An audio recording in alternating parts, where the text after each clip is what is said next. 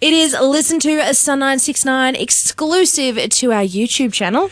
Have you had some crazy dreams like one I have? Have you ever? We mentioned about being fired. What's the most crazy dream you can remember? I don't think I would be able to say what my most crazy dream is. I consistently dream. I dream every night. Yeah. Like and a lot of the time they're crazy dreams too. Do you have premonition dreams? Because I have quite a few premonition dreams that actually come true. Yeah, oftentimes. Really? Oftentimes just as I was saying earlier, like just like everyday stuff, like things that I've done, like things that have happened at work. Yeah. Like literally I'll dream just about the day, and then the next day I'll be at work and I'll be like, this is really crazy deja vu because you said that to me. Like it will kind of trip me up.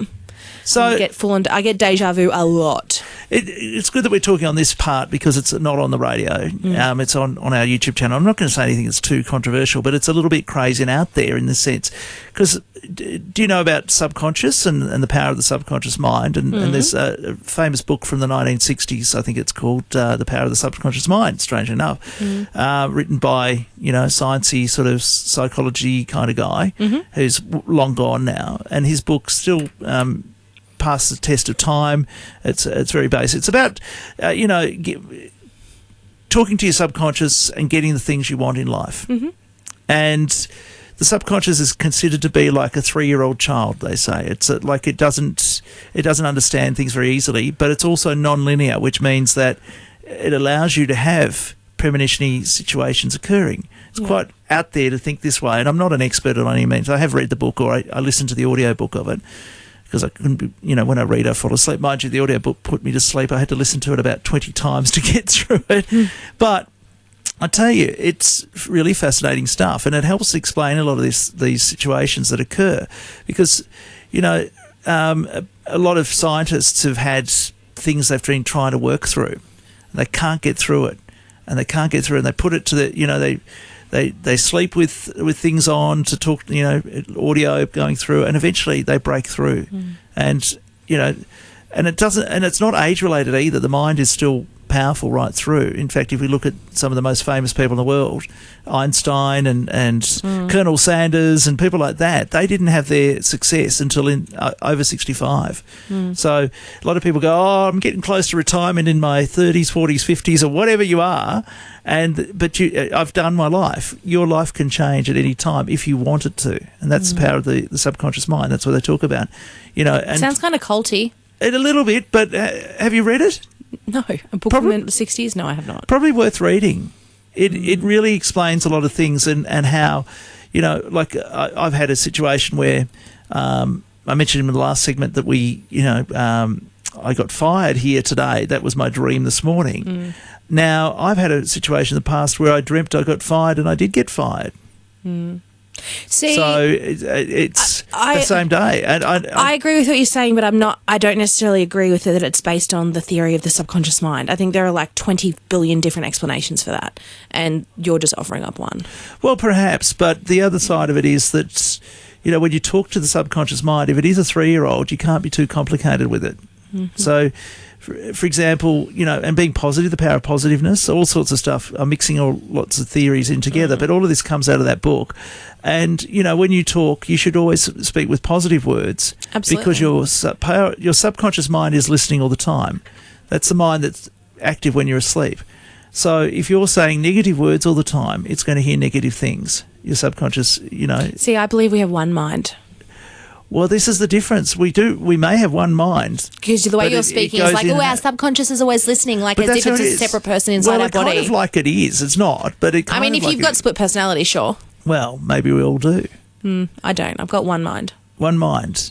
One body, one mind, one soul. That's right. And we've got our subconscious isn't its own mind. It's our subconscious within our mind. Of course. I mean, it's all part of us, isn't it? But we have to listen to it too. Now, there's a negative voice. We know about the negative voice. When there's always something in your mind telling you, don't do this, don't do that. You've got to knock it over. Knock it out. Yeah. Not listen to the negative voice. We have a bit of a laugh here, but we have on my wall, never give up, which is apparently a John Cena saying, never give up. Well, I don't give up. You just can't give up. If you give up, then you never win. What do they say? Every shot you have a go at and you miss, you just had a shot. You had a shot at it, right? You miss all of the shots you don't take. That's all the shots. You know what I'm trying to say. Yeah. You know, but for me, that's really important that we do these things. We try and never give up. Like if we're positive all the time and we think that we can do it, we can do it. Like I'm amazed at some of the things that have happened in my life just by being positive in the last. I read this book early last year, and my life has just changed in so many ways in the last year and a half by being positive. So you know, not everything's been perfect, but the last word you should say is a good word like perfect. If you're going to say that something's negative, you say it's not good, because the last word your subconscious hears is the word good. So things like that. You talking about all this positivity and stuff is making me like a bit like... Be positive now, come on. Is making me feel a bit like I want to choose violence. You're being too positive. It's kind of irking me. Well, there's nothing wrong with that. Right, nothing wrong with that. Like I didn't say there was. I don't think there's anything wrong with that. But if you want, like, there's things I'm sure you want in your life. Yeah, you've got to be positive about them. And if you're not, and I know you go about things very positively most of the time anyway. I do. Our old traffic manager used to say I wore rose-coloured glasses. Well, she used to call me Pollyanna. Really? Yeah. I remember Pollyanna. Now you're taking me back. I don't even know. She had to tell me who that was. Yeah, I was like, who's Pollyanna? My mum introduced me to Pollyanna when I was a kid, and Pollyanna was already pretty dagging old at that stage. Well, I'm all about the meditation, positivity and manifestation. Well, that's good too. Manifestation's great. And also write a diary of the things you want, the things you... No, thank you. I have my own things. One of the things they suggest you do is for 30 days... The book, right? Right. The book suggests that for about 30 days, you write down all the things you're grateful for, right? All the things that you want as well. So every day you write them down. Like, you know, when you did lines at school, remember doing lines? Yeah, but see, that's what I mean. That's what I'm saying about how I'm not into like this book can be whatever, but the things that this book is saying, they're things that I do anyway, but I don't need to do it their way. And the way they suggest to do it, I know that, you know, I know you're saying you don't need to do it that way. No, I'm not ignoring you, but the way they say to do it is to say that these things have happened already. Say, for example, like you've got someone who's unwell in your family. You don't say, oh, they will get better. You say they are better. They are better.